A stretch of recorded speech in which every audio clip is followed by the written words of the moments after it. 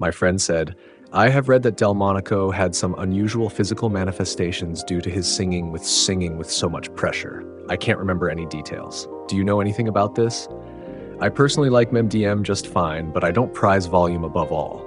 Two of my favorite singers are Elly Ameling and Birgit Nilsson, and the first did not have a big voice at all.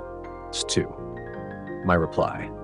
Regarding Delmonico, I've always thought of him as a typical all-out singer.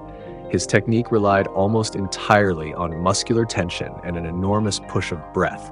On stage, you could see the veins bulging in his neck, his face turning red, his whole body straining. That was the result of overusing breath and muscle, practically forcing the sound out.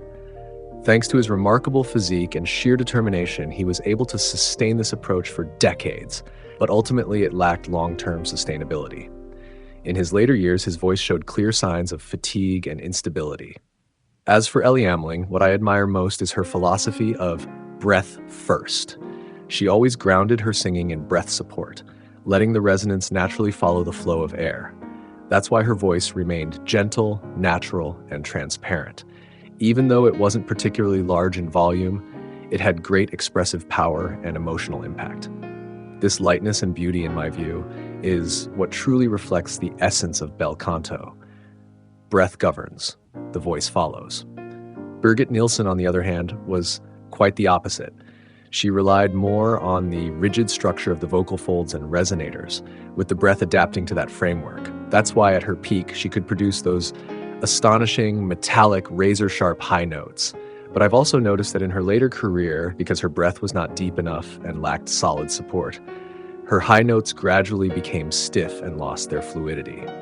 So to me, Ameling's singing philosophy is far closer to the true principle of bel canto. Begin with breath, let the sound arise naturally. Nilsson's approach, by contrast, was essentially resonance and vocal cords first. In the long run, it is not as sustainable as Ameling's. Personally, I strongly oppose Nilsson's method. If you follow her, you are essentially saying farewell to bel canto and moving towards shouting. Nilsson's way only works for youth.